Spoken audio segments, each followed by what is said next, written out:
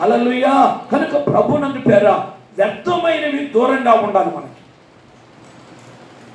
దేవుని సన్నిధిలో మనం ప్రార్థన చేసుకోవాలి. దేవుని సన్నిధిలో వ్యర్థమైన వాటి జోలికి వెళ్ళకుండా ఎంతైనా దేవునికి అప్పగించుకోవాలి. మనం వ్యర్థమైన వాటిని జోలికి వెళ్ళకూడదు. వ్యర్థమైన వాటిని నీవు చేర్చుకోకూడదు. వ్యర్థమైన వాటిని నీవు అనుసరించకూడదు. చాలా జాగ్రత్తగా దేవుని యొక్క సన్నిధిలో ఉండాలని ప్రభు పేరిట మనం చేస్తూ ఉన్నాం. లేఖనంలో మనం చూస్తున్నాం కదా, కీర్తన గ్రంథం 2వ అధ్యాయం 1వ వచనం చదువుదాం. కీర్తన గ్రంథం 2వ అధ్యాయం 1వ వచనం. అన్యజనులు ఎలా అల్లరి రేపుచున్నారు, జనములు ఎలా వ్యర్థమైన దానిని తలంచుచున్నారు. చూడండి, ఇక్కడ కీర్తనకారుడు రాస్తున్నాడు పేర 2వ కీర్తన 1వ వచనంలో జనములు, అన్యజనములు ఎలాగూ వ్యర్థమైన దానిని తలంచుచున్నారు. ఎందుకు వ్యర్థమైన వాటిని తలస్తున్నారు? వ్యర్థముగా ఎందుకు తలస్తున్నారు? వ్యర్థమైన వాటి గురించి ఎందుకు ఆలోచిస్తున్నారు? వ్యర్థమైనటువంటి వాటి గురించి ఎందుకు నీవు తలస్తున్నావు? వ్యర్థమైన వాటి గురించి తలంచవద్దు అని అంటారు. ఎలా అల్లరి రేపుచున్నారు, జనములు ఎలా వ్యర్థమైన వాటిని తలస్తున్నారు. వ్యర్థమైన వాటిని తలంచకూడదు అనేది దేవుని యొక్క ఉద్దేశం అండి. వ్యర్థమైన వాటిని తలంచొద్దు, అనవసరమైన వాటిని తలంచొద్దు. వ్యర్థమైన వాటిని తలంచితే మనము దేవుని యొక్క ఆశీర్వాదాన్ని పొందలేమండి. దేవుని దీవెన పొందలేము. 24వ కీర్తన 4వ వచనం చదవండి ఒకసారి. 24వ కీర్తన 4వ వచనాన్ని. 24వ కీర్తన 4వ వచనం.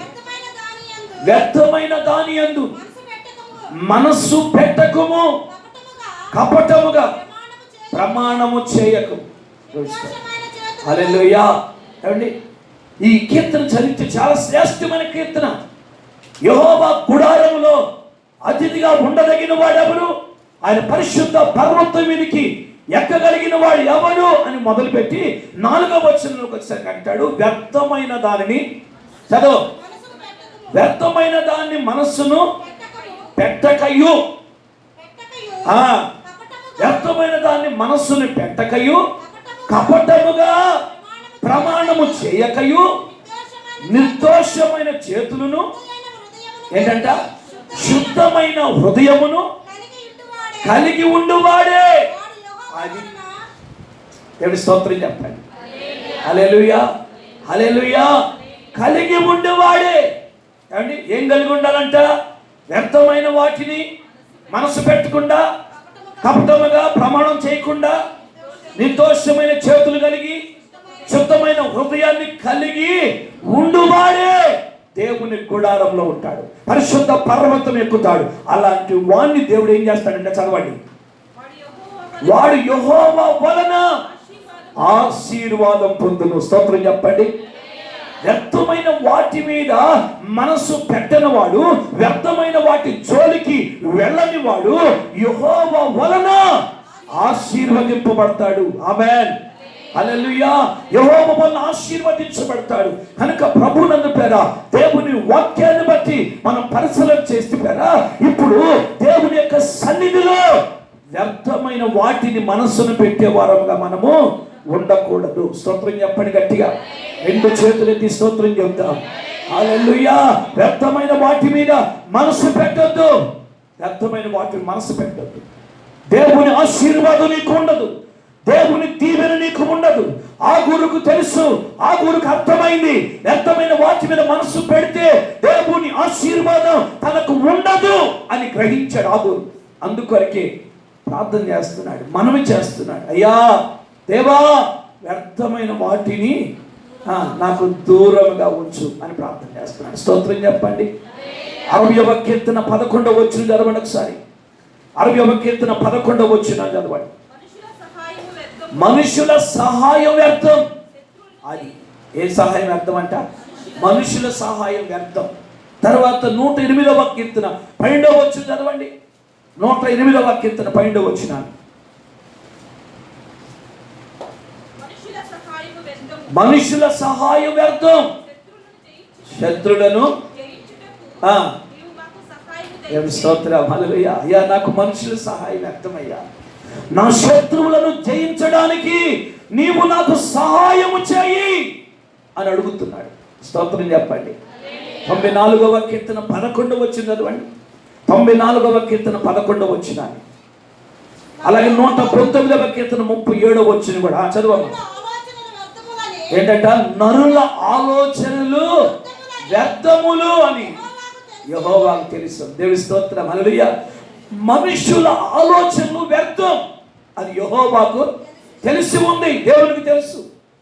మనుషుల ఆలోచనలు వ్యర్థం, నరుల ఆలోచనలు వ్యర్థం కనుక నరుల ఆలోచన చొప్పున ఎవరు కూడా వెళ్ళకూడదు. దేవునికి స్తోత్రం చెప్పండి.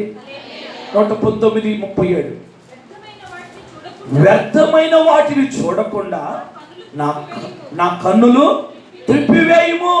కీర్తనకారుడు ప్రార్థన చేస్తున్నాడు, అయ్యా వ్యర్థమైన వాటిని చూడకుండా నా కన్నులు త్రిప్పివేయి అని మొరపెడుతున్నాడు. ఆగూరేమన్నాడు? వ్యర్థమైన వాటిని నాకు దూరముగా ఉంచు అన్నాడు. ఇప్పుడు కీర్తనకారుడు దావీదు ప్రార్థన చేస్తున్నాడు, వ్యర్థమైన వాటిని నేను చూడకుండా నా కన్నులు త్రిప్పు అని అంటాడు. స్తోత్రం చెప్పండి. సామెతల గ్రంథం 12వ అధ్యాయం 11వ వచనం చదవండి ఒకసారి. సామెతల గ్రంథం 12వ అధ్యాయం 11వ వచనాన్ని చదువుదాం. దేవుని వాక్యం. తన భూమిని సేద్యపరచుకుని వానికి ఆహారము సమృద్ధిగా దొరుకును, వ్యర్థమైన వాటిని అనుసరించువాడు బుద్ధి లేనివాడు. అది వ్యర్థమైన వాటిని అనుసరించేవాడు బుద్ధి లేనివాడు. ఇప్పుడు ఆగూరు ఎందుకు ఈ ప్రార్థన చేశాడంటే, వ్యర్థమైన వాటిని అనుసరిస్తే బుద్ధి లేనివాడు అయిపోతాడని అతనికి అర్థమైంది. నేను వ్యర్థమైన వాటిని అనుసరించి ఇప్పటి వరకు పశుప్రాయుడిగా ఉన్నాను, ఇప్పటి వరకు జ్ఞానాభ్యాసం లేని వాడిగా ఉన్నాను, వ్యర్థమైన వాటిని మరి అనుసరించి నేను వివేచన లేని వాడిగా ఉన్నాను కనుక ఇప్పుడు నువ్వేంటో నాకు తెలిసిందయ్యా, నాకు జ్ఞానాభ్యాసం అయిందయ్యా కనుక ఇప్పుడు వ్యర్థమైన వాటిని నాకు దూరం కావచ్చు. వ్యర్థమైన వాటిని అనుసరించేవాడు ఎవడంట? బుద్ధి లేనివాడు. వ్యర్థమైన వాటిని అనుసరించేవాడు బుద్ధి లేనివాడు. వ్యర్థమైనవేంటి? మనుషుల సహాయాన్ని కోరుకోవటం వ్యర్థం. అర్థమైనా? మనుషుల సహాయాన్ని కోరుకోవటం వ్యర్థం అండి. అంత మాత్రమే కాదు, ఇంకేంటి? విగ్రహారాధన వ్యర్థము, ధనవృద్ధి చేసుకోవటం వ్యర్థం, అలంకరించుకోవటం వ్యర్థం, మనుష్య ఆచారాలు ఆచరించటం వ్యర్థం. నేను భక్తి గలవాడని, నేను భక్తి గలదాన్ని అని చెప్పుకోవటం వ్యర్థం. ఈ వ్యర్థమైన వాటిని అనుసరించాలనుకోండి, మనం ఏమవుతాం? బుద్ధి లేని వారు అయిపోతాం. వ్యర్థమైన వాటిని అనుసరించేవారుగా ఉంటే మనం బుద్ధి లేని వారు అయిపోతాం. కనుక బుద్ధి లేని వారుగా ఉండదు. బుద్ధి లేని వారు విడువబడ్డారు, బుద్ధి లేని వారు త్రోసివేయబడ్డారు. కనుక బుద్ధి లేని వారంగా మనము ఉండకూడదండి. వ్యర్థమైన వాటిని అనుసరించేవాడు బుద్ధి లేనివాడు. చదువుదాం హబక్కూకు గ్రంథం. హబక్కూకు గ్రంథం 2వ అధ్యాయం 13వ వచనం చదవండి. హబక్కూకు గ్రంథం 2వ అధ్యాయం 13వ వచనం. జనులు ప్రయాసపడుదురు గాని అగ్ని పాలగుదురు. వ్యర్థమైన దాని కొరకు కష్టపడి జనులు క్షీణించిపోతున్నారు. ఇదే సైన్యములకు అధిపత్యము యెహోవా. ప్రైజ్ ద లార్డ్, హల్లెలూయా. జనులంతా కష్టపడతారు కానీ, జనులు కష్టపడతారు కానీ ఏమవుతున్నారంట? ఏమవుతున్నారు? క్షీణించిపోతున్నారు. వ్యర్థమైన వాటిని, వ్యర్థమైన దాని కొరకు కష్టపడి జనులు క్షీణిస్తారు. దానిపై మాట ఏంటి? జనులు ప్రయాసపడుదురు గాని అది అగ్నిపాలు అవుతారు. వాళ్ళు జనులు ప్రయాసపడతారు కానీ అగ్నిపాలు అయిపోతున్నారు. జనులు వ్యర్థమైన వాటిని అనుసరించి క్షీణించిపోతారు. హబక్కూకు దేవుడు బయలుపరిచేది మాట. వ్యర్థమైన వాటిని తలంచుకొని వ్యర్థమైన వాటిని అనుసరించి జనులు ఏమైపోతున్నారంట? క్షీణించిపోతున్నారు. అంటే నశించిపోతున్నారు అర్థం. నీవు నశించిపోవటం ఇష్టం లేక నీవు మనుష్య ఆలోచన చొప్పున, ఇప్పుడు మనుషుని యొక్క ఆలోచన వ్యర్థమని తెలియక నీవు మనుషులను అనుసరిస్తే నశించిపోతావు. మనుష్యుల ఆలోచనలు వ్యర్థం, నువ్వు అనుసరించేవా క్షీణించిపోతావు లేక నశించిపోతావు. విగ్రహారాధన, విగ్రహ దేవతలు అవి వ్యర్థమైనవి, అనుసరించడం వ్యర్థం. ఒకవేళ అనుసరిస్తే క్షీణించిపోతాం. ధనవృద్ధి చేసుకున్న ఆశతో ఆరాట పడుతున్నావేమో, పాకులాడుతున్నావేమో, క్షీణించిపోతాం. నిన్ను నీవు అలంకరించుకొని అందరికంటే బాగా కనబడాలని, నాకంతా ఇంత బంగారం ఉందని, లేక ఇలా విలువైన వస్త్రాలు, వెలగలిగిన వస్తువులు ఉన్నవని నిన్ను నీవు అలంకరించుకొని లోక సంబంధమైన అలంకరణ కోరుకోవటం వ్యర్థం. అలా కోరుకుంటే నశించి నరకానికి వెళ్ళిపోతాం.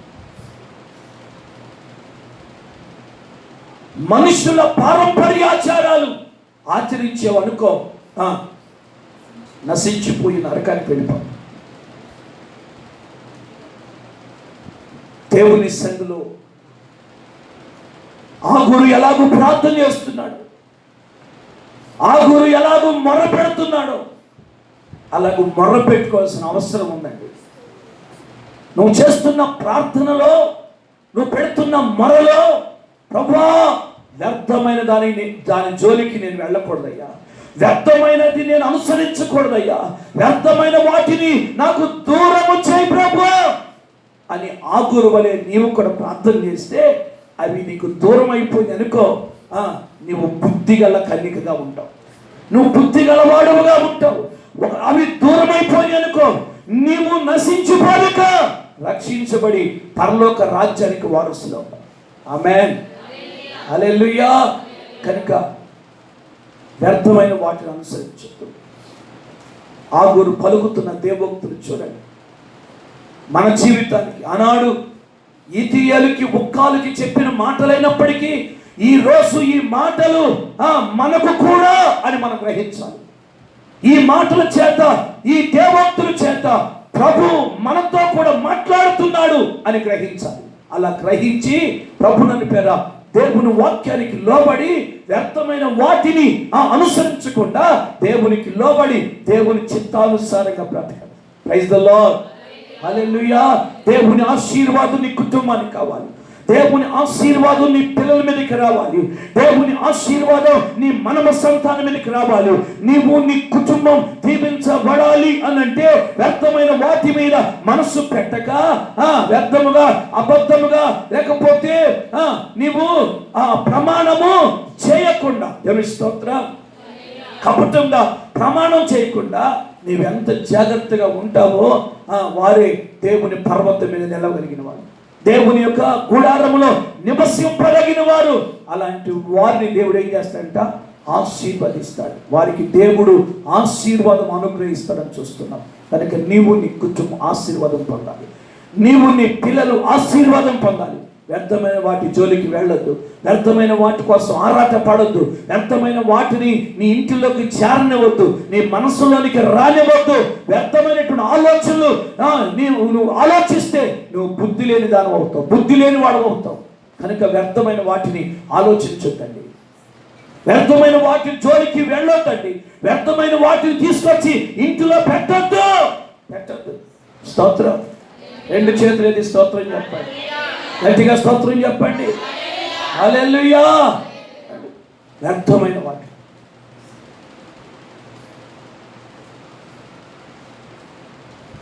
ఒక ఆమె పక్కన ఒక ఇంటికి వెళ్ళిందంట. రోజు వెళ్తుంది పరగైటకి, ఏదో కూర్చుంటారు, కాసేపు మాట్లాడుకుంటారు. సరే ఒకరోజు ఏం జరిగిందంటే ఆమె వెళ్ళింది, ఆ ఇంటి దగ్గర ఒక ఇత్తడి చెమ్ము ఒకటి బాగా మెరుస్తా, బాగా చింతపండు పెట్టి రుద్దినట్టుంది, రుద్ది ఎండలో పెట్టినట్టుంది ఆరటానికి ఆ ఇంటని. ఆ చెమ్మును చూసింది, చూడగానే ఈ కన్ను దాని మీద పడింది. దాని మీద పడి మాట్లాడుకున్నాను, సేపు మాట్లాడుకొని ఆమె నేను వెళ్తున్నానని లేచి ఆమె ఇంట్లోకి పనిచ్చి ఈ వస్తా మెల్లకుండా చెంగు చాటును పెట్టుకొని మెల్లకుండా వచ్చేసి, చెంగు చాటును పెట్టుకొని మెదలకుండా వచ్చి ఇంట్లో పెట్టుకుంది, కనబడకుండా ఎక్కడో మొత్తాన్ని దాచిపెట్టింది. సరే ఈమె ప్రార్థన పొర్రాలే, ప్రార్థనకు పోతుంది, పెద్ద బైబిల్ తీసుకొని ప్రార్థనకి వెళ్తుంది. సరే కూర్చొని ఒక రోజు ఇంట్లో ప్రార్థన చేసుకుని అలవాటు ఇంకి కుటుంబ ప్రార్థన పెట్టుకుంటుంది. తర్వాత వ్యక్తిగత ప్రార్థన అనుభవం కూడా ఇంకొంది. ఇక ఈమె కూర్చొని మోకరించి ప్రార్థన చేస్తూ ఉంటే ఆమెను ప్రభు నన్ను ఆశీర్వదించు, నా పిల్లల్ని ఆశీర్వదించు, నాకు దీవెన దయచేయి అని ఆమె కావాల్సిన అన్ని దేవుని దగ్గర అడుగుతూ ఉంటే ఈమె కంట చెమ్ము కనపడుతుందంట. ఏం కనపడుతుంది? చెమ్ము కనపడుతుంది. చెమ్ము కనపడుతుంది. ఏంటి చెమ్ము కనపడుతుంది అని చెప్పేసి ఆ చెమ్ముకెళ్ళి కాకుండా ఎదురుగా చెమ్ము ఉందనుకుంటా, అటు కాకుండా వెనక్కి తిరిగి కూర్చుంది. వెనక్కి తిరిగి కూర్చొని ప్రార్థన చేస్తూ ఉందంట. ప్రార్థన చేసి ప్రభుని అడుగుతూ ఉంటే అయినా చెమ్ము కనపడతానే ఉందంట ఆమెకి దర్శనంలో. అదేనా ప్రార్థన చేస్తుంది, ఆమెకి ఏం కనపడుతుంది? అది నన్ను ఆశీర్వదించు, నన్ను ఆశీర్వదించు, నన్ను ఆశీర్వదించు అని ప్రార్థన చేస్తుంది. కానీ ఆమెకి ఏం కనపడుతుంది? దేవుడు కనపడదు కానీ చెమ్ము కనపడలేదమ్మా. దేవుని స్తోత్రం, హల్లెలూయా. ఇవి చెమ్ము కనపడుతుందంట. అదే ఏంటి ఇటు తిరిగినా కానీ చెమ్మే కనపడుతుంది అని చెప్పేసి ఆలోచన చేసి మళ్ళీ అటుగా ఇంకో పక్క తిరిగిందంట. ఇంకొక పక్క తిరిగి ప్రార్థన చేస్తుంటే అక్కడ కూడా చెమ్మే కనపడుతుంది. ఇదేం తేడాగా ఉందని చెప్పేసి అసలు ఈ దిక్కు కూడా కాదు, ఇంకొక దిక్కు తిరుగుదని చెప్పి నాలుగో దిక్కు కూడా తిరిగింది. తిరిగి ప్రార్థన చేసుకుంటే నాలుగో దిక్కులో కూడా చెమ్మ కనపడింది. ఇదేం తేడాగా ఉంది, అసలు ఈ ప్రార్థన ఇంట్లో చేయకూడదు, ఇక నేను బయటకు వెళ్ళి చేసుకుంటాను అని చెప్పేసి ఆ బయట ఒక చింత చెట్టు ఉంటే ఆ చింత చెట్టు దగ్గర చాప వేసుకొని అక్కడ మోకరించి ప్రార్థన చేసుకుంటాను. ఆమె ప్రార్థన చేసుకుంటూ ఉంటే అక్కడ ప్రార్థన చేస్తున్నా చెమ్మే కనపడుతున్నాం. చెమ్మే కనపడుతుంది. ఏంటి ప్రభువా నేను ప్రార్థన చేస్తున్నా ఆశీర్వాదం కొరకు. అప్పుడు అడుగుతుంది దేవుడు, ఆశీర్వాదం కొరకు కదా నేను ప్రార్థన చేస్తుంది, నాకు చెమ్ము కనపడుతుంది ఏదయ్యా ఏంటయ్యా అని దేవుని అడిగితే అప్పుడు దేవుడు మాట్లాడగా, అమ్మా నీ ఇంట్లో ఉన్న ఇత్తడి చెమ్ము ఉందే అది నీది కాదు కదా. అవును ప్రభు నాది కాదు. మరి ఆ చెమ్ము పెట్టుకొని ఆశీర్వదించమంటే నేను ఎలా ఆశీర్వదిస్తాను? నువ్వు త్వరగా తీసుకెళ్ళి ఆ చెమ్ము ఇచ్చినప్పుడు. ఏమండి ఆ చెమ్ము పోయినామేమో ఎన్నిసార్లు ఇంటికి వచ్చి అడిగిందో, నువ్వు తప్ప ఎవరు రాలేదు ఆ రోజు, చెమ్మేమని తీసుకెళ్ళావా, చెమ్మేమో కనపడిందా నీకు, లేకపోతే ఎవరైనా వచ్చి తీసుకెళ్తా నువ్వు చూసావా అని రోజు వచ్చి అడుగుతుంది. ఇవి రోజు ప్రార్థన చేస్తుంది. ఇవి మనం చెమ్మే కనపడుతుంది. ఇక ఒక రోజు దేవుడు చెప్పాడు, నువ్వు తీసుకెళ్ళి చెమ్ము ఇచ్చినప్పుడు అంటే నేను నిన్ను ఆశీర్వదించాలంటే అది నీ దగ్గర వ్యర్థమైనది ఉంది, నీ దగ్గర ఉండకూడదుగా ఉంది కనుక నువ్వు తీసుకెళ్ళి అది ఇచ్చేసినప్పుడు అని అంటే అప్పుడు తీసుకుని వెళ్ళి అది ఇచ్చేసి వచ్చి ప్రార్థన చేసింది. స్తోత్రం చెప్పండి, హల్లెలూయా. ప్రార్థన చేస్తే అప్పుడు దేవుడు మాట్లాడుతున్నాడు. దేవుడు ఆశీర్వదించడం మొదలు పెట్టాడు, దేవుడు దీవించడం మొదలు పెట్టాడు. కనుక ప్రభునంతట వ్యర్థమైన వాటిని మన గృహాల్లోనికి రానివ్వద్దు. స్తోత్రం చెప్పండి గట్టిగా, హల్లెలూయా. వ్యర్థమైన వాటిని మన ఇళ్లలోనికి రానివ్వద్దు, మన కుటుంబాల్లో మన జీవితంలో వ్యర్థమైన వాటిని రానివ్వద్దు అని ప్రభు పేరిట మనం చేస్తున్నాం. దేవునికి స్తోత్రం. అది నీకు ఆశీర్వాదం కాదు, అది నీకు దీవెన కాదు. వ్యర్థమైన వాటిని చేర్చుకోవద్దు. ఆగురు ప్రార్థన చేస్తున్నాడు, అయ్యా నా జీవితంలో ఇప్పటికే ఎంతో వ్యర్థమైపోయాను, అయితే ఇక వ్యర్థమైన వాటిని నా దగ్గరికి రానివ్వకుండా చేయాలి, వ్యర్థమైన వాటిని నాకు దూరంగా ఉంచండి అని ఆగురు ప్రార్థన చేసినట్లుగా నీవు కూడా దేవుని సన్నిధిలో ప్రార్థన చేయాలి. ఆ వ్యర్థమైన వాటి నుండి నేను విడిపించి, నరకం నుండి నేను తప్పించి, నువ్వు నశించిపోకుండా నేను రక్షించడానికి ప్రభు అయిన యేసుక్రీస్తు లోకానికి వచ్చాడండి. నీ కొరకు ప్రాణం పెట్టాడు, నీ కొరకు రక్తం కార్చాడు. ఎవరు చేయలేని త్యాగం నీ కొరకు ప్రభు చేశాడు. ఎవరు చూపలేని ప్రేమ యేసయ్య మీద చూపాడు. ఈ మధ్యాహ్న సమయంలో పరిశీలించి నీ హృదయంలో వ్యర్థమైనవి ఏమైనా ఉన్నవేమో, నీ కుటుంబంలో నీ ఇంటిలో వ్యర్థమైనవి ఏమైనా కనబడుతున్నాయేమో, యేసు నామములో వ్యర్థమైనవన్నీ నీ ఇంటిలోని తొలగిపోవును గాక. యేసు నామములో వ్యర్థమైనవన్నీ నీ హృదయంలోని తొలగిపోవును గాక. వ్యర్థమైన ఆలోచనలు, వ్యర్థమైన వస్తువులు, వ్యర్థమైన సంపద, వ్యర్థమైన ప్రతిదీ యేసు నామములో తొలగిపోవును గాక అని నేను కోరుకుంటాను. దేవుడు గొప్ప కార్యం చేయాలి. నువ్వు ఆశీర్వదించబడాలి, నువ్వు దీవించబడాలి. నీవు నీ కుటుంబం క్షేమంగా ఉండాలి, నశించి నరకానికి వెళ్ళిపోకుండా పరలోక రాజ్యానికి వారసులు అవ్వాలి. అట్టి కృప దేవుడు మనకు దయచేయును గాక. ఆమె ప్రార్థన చేసుకుందాం. అందరూ తల్ల వంచండి, కళ్ళు మూసుకునండి. అందరూ కూడా చెప్పిన వాక్యాన్ని బట్టి ఒక నిమిషం పాటు దేవుని స్తుతించండి. ఎవరు మౌనంగా ఉండద్దు, ఎవరు అనాలోచనగా ఉండద్దు. ఒక్క నిమిషం పాటు ప్రార్థన చేద్దాం. ప్రభుకు మొదలు పెట్టుకుందాం. ఆగురు ప్రార్థన చేశాడు, ప్రభు నిజమేనయ్యా, వ్యర్థమైన వాటిని నాకు దూరంగా ఉంచని ప్రార్థన చేస్తున్నాడు. వ్యర్థమైనవి అయ్యా నా యొద్ద ఉంటే, వ్యర్థమైన వాటిని నా ఇంటిలోకి చేర్చుకుంటే, వ్యర్థమైన వాటిని బట్టి నేను నశించిపోతానని నాతో మాట్లాడు. వ్యర్థమైన వాటిని బట్టి నశించి నరకానికి వెళ్ళిపోతాను, అగ్నిగుండం పాలైపోతాను నాతో మాట్లాడేవయ్యా. అయ్యా అగ్నిగుండమును నన్ను తప్పించు, నరకమును నన్ను తప్పించు. నేను నశించిపోకూడదయ్యా, నా కుటుంబం నా పిల్లలు నశించిపోకూడదయ్యా, కృప చూపయ్యా అని చెప్పి నీవున్న స్థలంలోనే దేవుని సన్నిధిలో ప్రార్థించి, లైవ్ చూస్తున్న ప్రభువుని పేర దీనికి కూడా దేవుని సన్నిధిలో ప్రార్థన చేస్తుంది. వ్యర్థమైనవి నీ ఇంటిలో వ్యర్థమైనవి ఏమైనా ఉన్నాయేమో తొలగించుకో. నీ హృదయంలో నీ మనస్సులో వ్యర్థమైనవి ఏమైనా ఉన్నాయో తొలగించుకో. యేసు నామములో అవి తొలగిపోవాలి. ప్రభా నిజమేనయ్యా, అయ్యా వ్యర్థమైనవి ఉన్నాయ్యా, తొలగించయ్యా, కృప చూపని ప్రార్థించి. మనుషుల ఆలోచన వ్యర్థమండి, విగ్రహారాధన వ్యర్థమండి, ధన సమృద్ధి చేసుకోవటం వ్యర్థమండి, ఇదిగో నీవు అలంకరించుకోవటం వ్యర్థమండి, ఇదిగో మనుష్య పారంపర్య ఆచారాలు అనుసరించటం వ్యర్థమండి. నీవే భక్తులను చెప్పుకోవటం వ్యర్థం.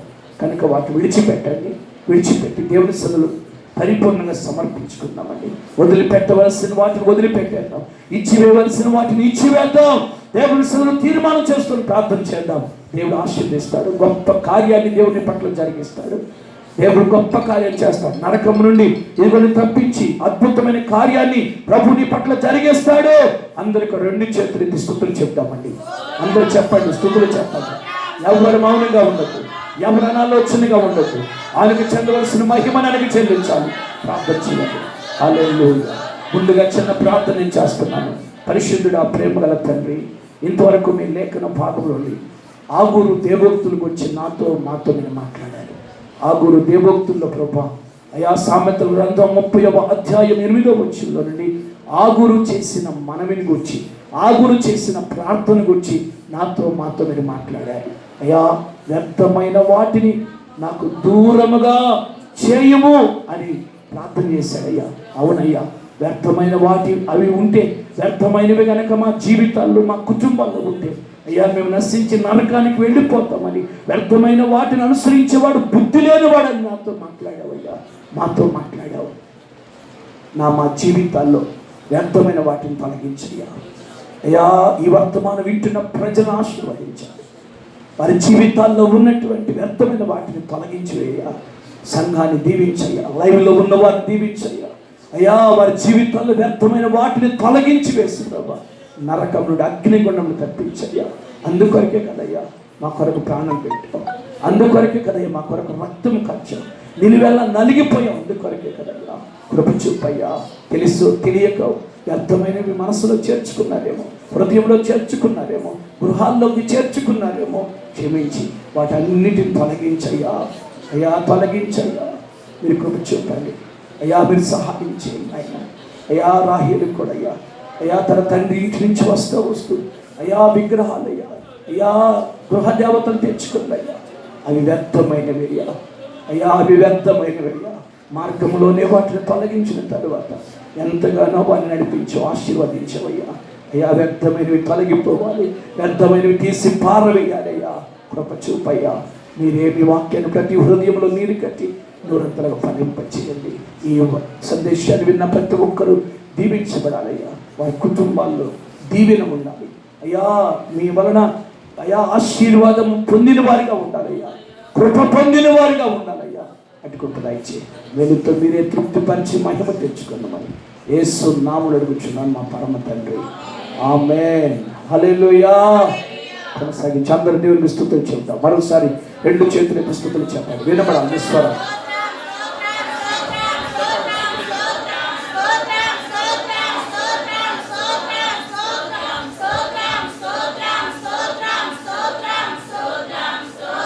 హల్లెలూయా. ప్రార్థన చేద్దాం. ఎవరైనా ఒకరు ప్రార్థన చేద్దాం. అందరూ ప్రార్థన